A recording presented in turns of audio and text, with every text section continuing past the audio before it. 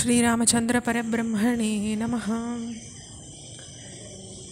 சுமாளி தன்னுடைய பெண்ணான கைகசிக்கு மனம் புரிய நினைக்கிறார். அப்போ தான் மகள்கிட்ட போய், உனக்கு திருமண பருவம் வந்துட்டது, லக்ஷ்மியிடம் நிறைஞ்சிருக்க சிறப்புகள் எல்லாம் உங்ககிட்ட இருக்குது.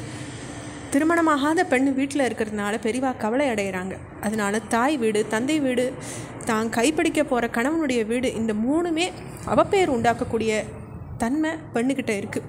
திருமணமாகாத பெண், நான் சொல்கிறத கேளுமா, பிரம்மதேவனின் மகனான புலஸ்தியர் பெற்ற மகன் விஸ்ரவஸ், அவரை நீ போய் அடைஞ்சுக்கோ. அப்போ நான் குபேரனுக்கு நிகரான மகன் உனக்கு பிறப்பான். புகழ்பெற்ற பிள்ளையை பெற்றெடுக்க இதுதான் வழின்னு சொல்லி தன்னுடைய மகளுக்கு வழி காட்டுறார். தவம் செஞ்சுருந்த விஸ்ரவஸ் பண்ணிட்டு இருக்க இடத்துக்கு கைகசி போகிறாங்க.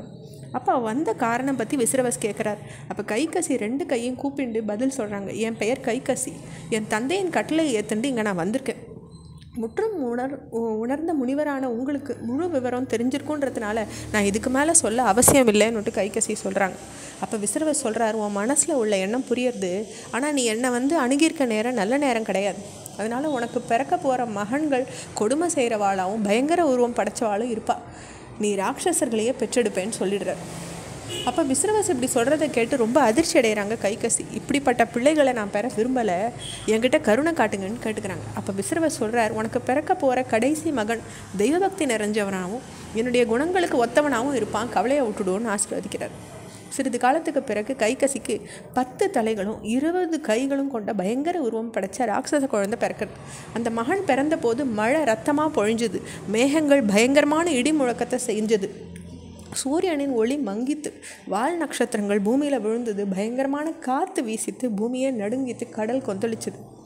இப்படிலாம் 10 தலைகளோடு பிறந்ததுனால அந்த குழந்தைக்கு தசகிரீவன் அப்படின்னு விஸ்ரவஸ் பெயரிடுறார். இவனை அடுத்து பெரும் பலம் வாய்ந்த கும்பகர்ணனும் பிறகு கோர உருவம் கொண்ட சூர்பனகேன்ற மகளும் கைகசிக்கு பிறக்கிறாங்க.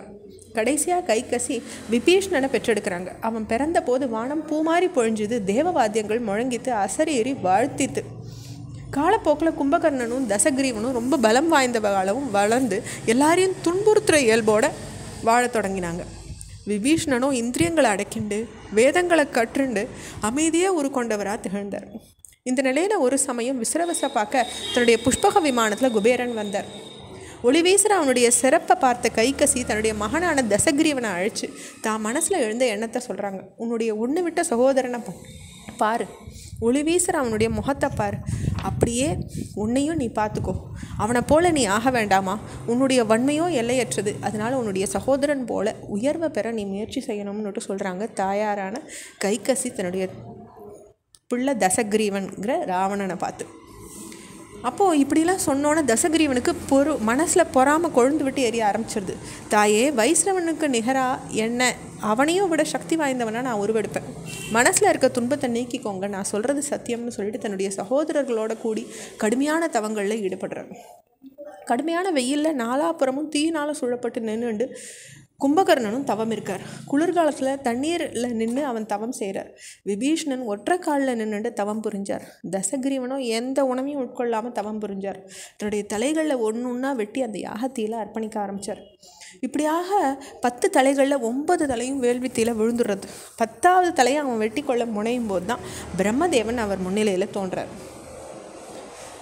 இப்படிலாம் அகஸ்தியர் வரலாற ராமனுக்கு சொல்லிகிட்டே வரார். அப்போ அவர் சொல்கிறார், மற்ற தேவதைகளும் சூழ நின்று பிரம்மதேவன் தசகிரீவனன் அதாவது ராவணனை பார்த்து விரும்பிய வரத்தை கேட்குமாறு சொல்கிறார். சாகா வரத்தை கோரறார் இந்த தசகிரீவன். அப்போ அதை கொடுக்க முடியாதுன்னு சொல்கிறார் பிரம்மதேவன். வேறு எதை வரத்தை வேணுமானாலும் நீ கேட்டுக்கோயேங்கிறார்.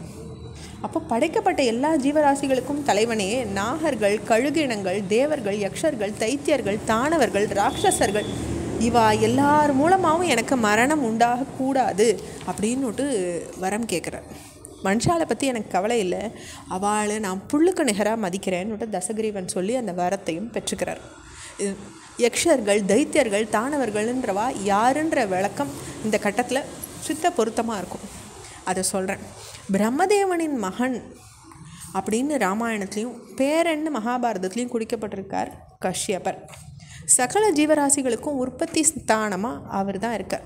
இது தொடர்ச்சியை நம்ம அடுத்த பகுதியில் பார்க்கலாம். ஸ்ரீராமச்சந்திர பரபிரம்மணே நமஹ.